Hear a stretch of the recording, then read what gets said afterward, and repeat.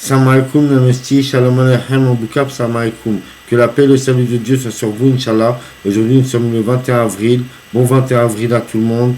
Nous fêtons donc le 21 avril, entre autres, la Saint-Anselme de Cortoberry, à la Yahmo. Alors, Saint-Anselme de Cortoberry, archevêque, docteur de l'Église, martyr en 1109. Originaire du Val d'Aoste, il veut se faire moine alors qu'il a 15 ans. Mais son adolescence le fait changer d'avis. La vie montaine lui semble plus amusante et attirante, plaisante à tous et à toutes. À la mort de sa mère, il quitte son père, dont le caractère était invivable, et gagne la France à la recherche du plaisir, ce qui ne l'empêche pas de poursuivre en même temps ses études. Et c'est ainsi qu'à 27 ans, sa vocation de jeunesse se réveillera à l'abbaye du Bec en Normandie, où il était venu simplement pour étudier, et attiré par la renommée de cette école dirigée par l'âne franc à la Yarmo.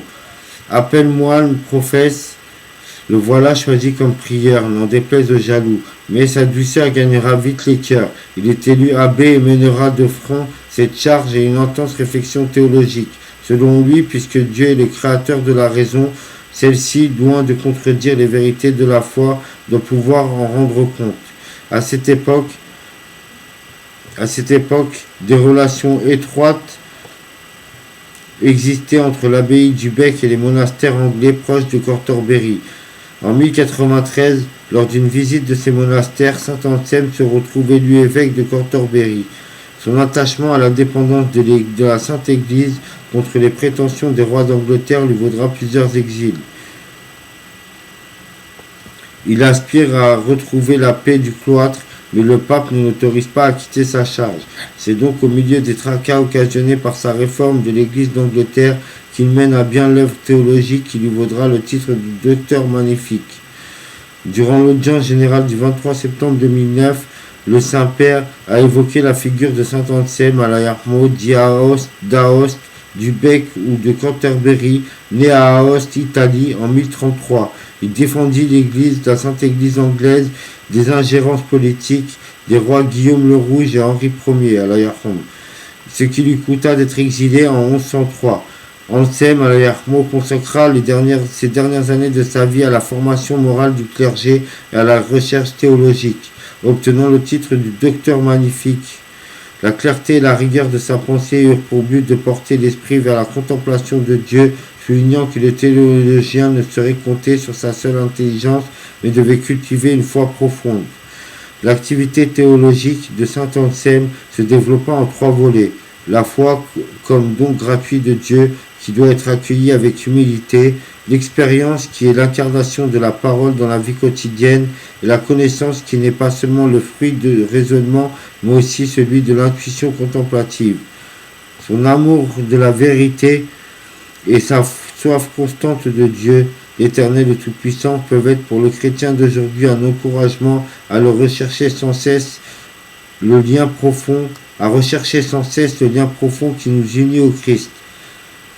Le courage dont il fit preuve dans son action pastorale, qui lui causa souvent la compréhension et même d'être exilé, doit inspirer les pasteurs, les consacrer à tous les fidèles dans l'amour de la Sainte Église du Christ. Anselme est né à Aoste en 1033, éduqué dans la foi et la pitié par sa mère, Al-Rahma. À la mort de celle-ci, il vit une jeunesse frivole. Bientôt, il se convertit, reprend ses études sous la conduite de l'âne franc à la Yarmo, prieur de l'abbaye du Bec. Il choisit alors la vie monastique et reçoit l'habit des mains du bienheureux Erlin à la Yarmo, fondateur de cette abbaye, auquel il succédera en 1078. Il est ensuite appelé au siège épiscopal de Canterbury en 1093, se trouve en but à de nombreux débats et de tracasseries de la part du roi d'Angleterre.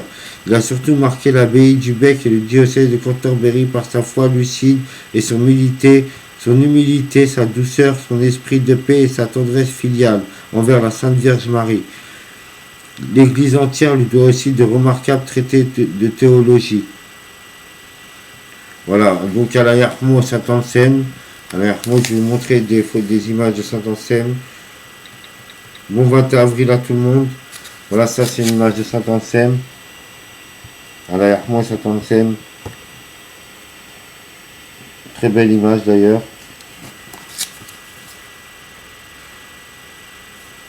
Là, c'est des images de Saint-Anselme aussi.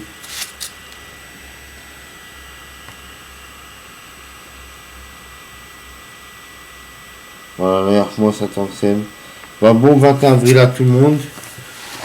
Donc le 21 avril aussi, nous fêtons aussi donc le 21 avril nous fêtons aussi la Saint-Anselme, donc la Saint-Elma, la Saint-Anselme, la Saint-Issas, la Saint-Selma, la Saint-Selmane, la Saint-Silvio, la Saint-Silvius, la Saint-Silvio, la Saint-Silvius, la Saint-Ancéla, la Saint-Ancélien, la Saint-Wolbordon. Allez, et voilà. Bah donc, bon 21 avril à tout le monde. Que la paix et le salut de Dieu l'éternel et Tout-Puissant soit sur vous, Inch'Allah. Et salam alaikum.